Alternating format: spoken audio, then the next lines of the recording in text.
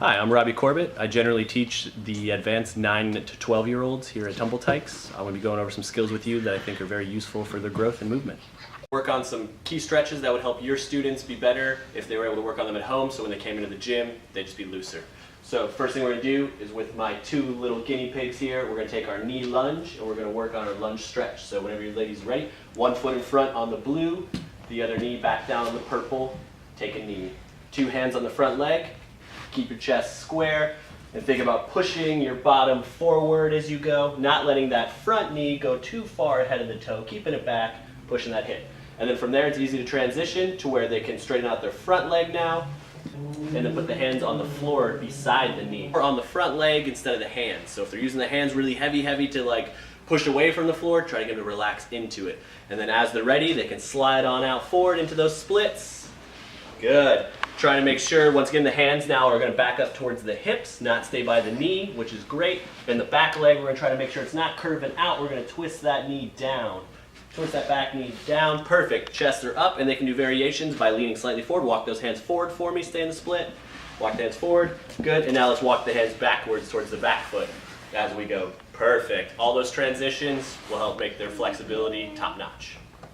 And then we can also turn those wrists upside down, so the back of your hands on the floor, please, ladies. Still keeping the knees away from the hands, all the weight on the forearms. From there, we'll start loosening up the back in different positions. So let's go to a sit, and let's work on our rock and roll, please. Have a seat. And let's grab your knees. And let's do our rock and roll. We'll do 3. Roll it on back. Go for it. When they're doing this here, you want to make sure the head's not hitting the floor. They're rocking back, keeping their stomach tight, and they're lifting their hips to the sky, not just pulling their knees towards their head. After that, we're going to relay it in, and let's go into our cat stretch. So hands and knees, and then chest towards the floor. Cat stretch, not seal stretch. Cat stretch, there you go. Try to bring the chest down towards the floor, keeping the hips up, both knees on the ground, arms straight, chest down towards the floor, good. And then last from here, they can slide on forward onto their stomachs, onto your tummies, please, and then push up into your seal stretch, lifting the chest and head up and back. From here to advance, point the toes up to the sky as well, and think about them both meeting each other while they're lifting up and towards closing that circle. All right, good ways to advance both these skills. You can have each person lift one leg up, hold for a 5 count. 1, 2, 3, 4, 5. Foot down and lift one arm. 1, 2, 3, 4, 5, and down. Good job, ladies. And you can do alternating, same time, obviously holding for longer. Now we're going to focus on some handstand drills. First thing we're going to want to work on is that lunge. So ladies, if you can hit your lunge position, front foot on the line for me. Front leg should always be bent, back leg straight, arms up. And what we're going to work on first is the heel drive by lifting the back leg and placing the hands on the floor.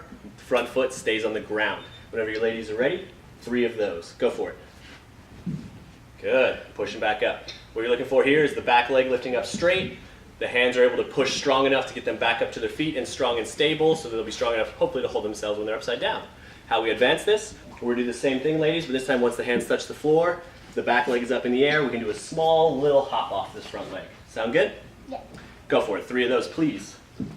When they're doing this, it's very important, once again, that they're hitting back in that same strong lunge position, and you're watching they're pushing with those arms. And this final little tweak is going to help us improve the future of our cartwheel. So we're going to start in our standard lunge, hit the handstand, and on the way down, we're going to switch into our opposite lunge. Go for it, ladies. Great scissor. Good finish. One more time, please.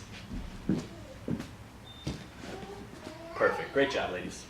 Next, we're going to work on our cartwheel. For this, it's very helpful to have a line designated for where they're going to put their hands.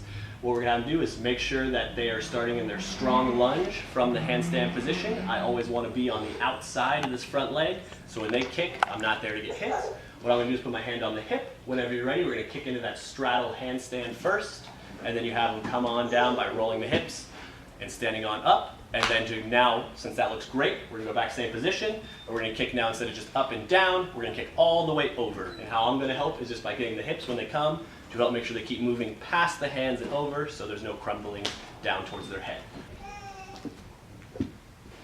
Great job.